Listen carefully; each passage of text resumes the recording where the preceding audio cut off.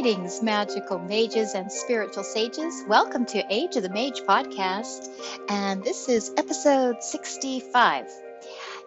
I'm thinking today, since the sun is finally shining on us, I am kind of up in a mountain area and we have long winters. And so I know some of you have already had several sunny days this spring. But for us, it's fairly new and it just feels so wonderful. And I was spending some time out there and I thought, with all the things that are going on and the things we usually talk about with our magical practice we need to incorporate ideas like protection and balance and besides manifestation, all these other parts. And I thought, let's work with the sun and the moon. Let's think about this for the next couple weeks and really see what comes to us. I think each one of you will receive your own ideas as we work with this, but we can kind of hold some archetypal ideas about the sun. It's traditionally thought of as a masculine energy. It is out, it puts out energy forward, kind of offensive, this idea. And it warms, it dries. And so those are kind of traditional things that are associated with the sun. And then when we think of the moon, we think of feminine energy and that receptive energy. And in the moon's case, of course, it's reflective. And so we can, play with all these ideas about these powerful archetypes that are in our lives every single day. And what I'm thinking of doing, and maybe suggest to you, is to start a little journal. This is a great time. Nothing, it doesn't have to be fancy. I know we're going to work on a couple more extensive journaling ideas in the future. But for now, just a little notebook would do for just your spring exercise. A few of these could be listed in there so that you have a place to gather your thoughts. You might want to record them on your phone, whatever is easiest for you. And what I thought we could do is take just 10 minutes out of our day in the daytime and 10 minutes after the moon rises in the evening and sit with that energy. Go out and have the purpose and the intention of capturing and encompassing and inviting in all the energies that the sun represents to you. And we want to create these etheric spaces around us. We've talked about this many times. And so we can bring or invite those energies right into that etheric sphere that we all carry with us all the time.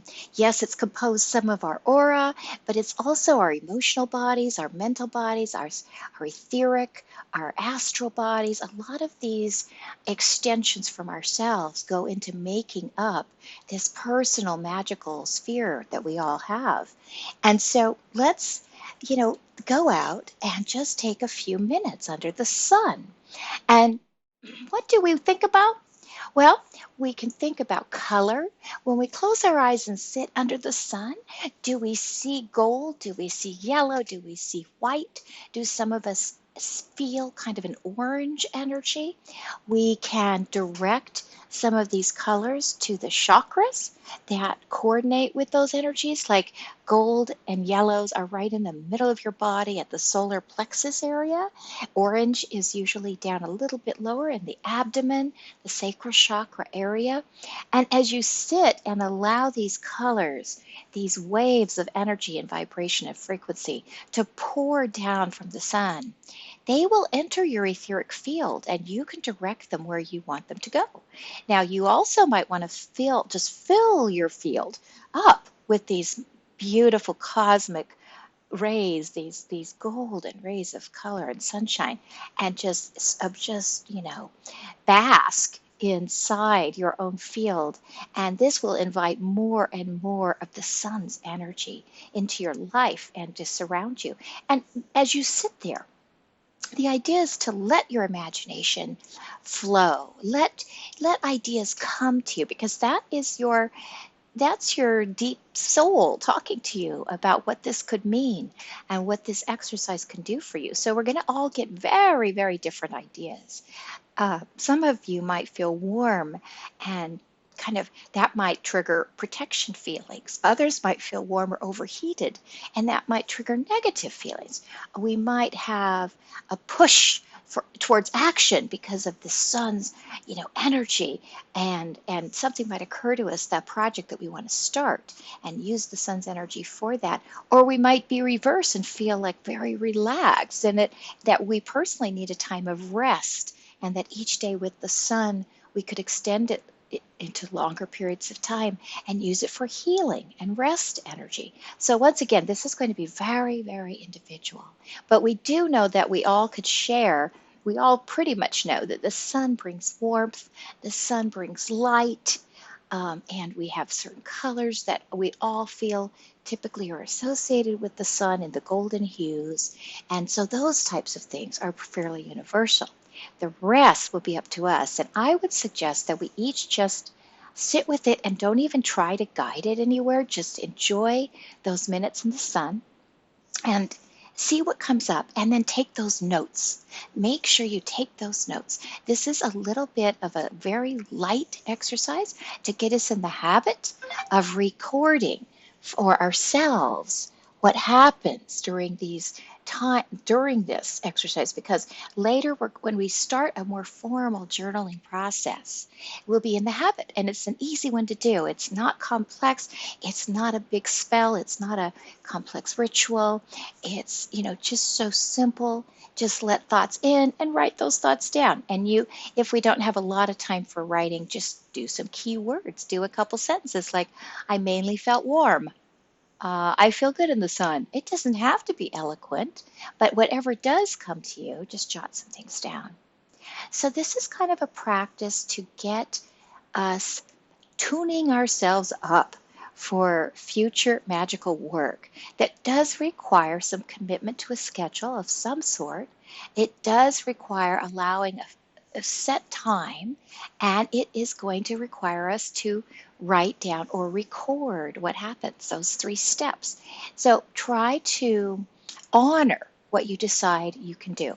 So if you know you're going into some super busy times and you just aren't going to have 10 minutes in the middle of the day, fine. Get 5 minutes squeezed out of somewhere. Maybe it's earlier morning for you. Maybe it's closer to the sunset where you can go and grab those 5 minutes alone and really invite the energy of the sun into your life. It's a very healing energy, especially even now with some of the things going on in the world. The sun it's already proven that the sun rays that come off the sun will kill viruses and kill different kinds of things. So it can cleanse us. And the other thing is it provides us with vitamin D. So I know this short time period out in the sun is not going to give you all the vitamin D you need, but it could trigger your body and remind us. It might just give you an idea of a new food to eat or something. So this is why I say be very open. This is a time to communicate with the energy of the sun and let those ideas come to you, and they may just feel unrelated completely, and that is just fine. It is still, you are symbolically opening up to such a grand and majestic energy when you do this, that it's really limitless what you might receive as a message. And I would say to do this intentionally. So again, choose your 5-minute period or your 10-minute period. Choose the time of day you're going to try to do this, and do it with some regularity. This is part of the purpose behind this idea, is to get us in a habit of honoring a commitment we make to ourselves and moving forward. And we don't have to have big, high expectations of big downloads or any such thing. Just thoughts and imagination. This is all we're after. Okay, so the same thing we would do with the moon. And if you think, well, I don't really want to commit to this for 30 days, that's a long time, and I don't know if I'm going to enjoy it, or I don't know if I can keep that up, that's great. If you can only commit 3 days, wonderful. If you could commit to a week of doing this, or 10 days, or if you have a magical number that's very important to you, for that number of days. Just try this. I think it's going to help us all move into some disciplined practice, and yet it won't feel so overwhelming. So, with the moon, we are going to think maybe of receptive energies. When we sit in the moonlight, we're willing to um, absorb things and hold space. So when ideas come under moonlight, you can really just see how you feel about them. It's very emotional. The moon rules over emotions. And just use the moon's energy with this idea of reflection in mind, with the idea of being a receptacle, and it can be used in so many ways, can't it? Like we might have a relationship where we know we need to hold space for someone. We might need to have characteristics that we want to expand within ourselves and expand our ability to hold more, or something along these lines. Um, so many things will come to you about your life that the moon has to teach you, that the moonlight, that the streams of the more silvery light will offer you. And you'll be in more darkness, and so the way you perceive the moonlight is different than the way we see sunlight. Because when we go out in the sunlight, everything's bright, everything's light. But when we're going to go sit in the moonlight, we're focusing on a source of light, even though it's reflected. We're focusing on something that may not be lighting all our surroundings. And what does that mean? What does that mean to us? Does that mean we could emulate that and be a light ourselves in the midst of darkness? All these kinds of ideas. Just let them flow, let them play, let them romp around in your imagination, as I say, and then record those. Do the same as you did for the sun. And as you work through whatever amount of time you choose to work with the sun and the moon energies, whether it's a week, whether it's 3 days, whether it's a month, whatever time you choose. Another thing to keep in mind as we're doing this is balance. And we are trying to encourage ourselves to have a healthy balance between the masculine and feminine energies, between the more cardinal, leading out, motion, activity energies of the sun, and maybe this receptivity and emotional depth and extrasensory perception, intuition, these things that the moon rules over.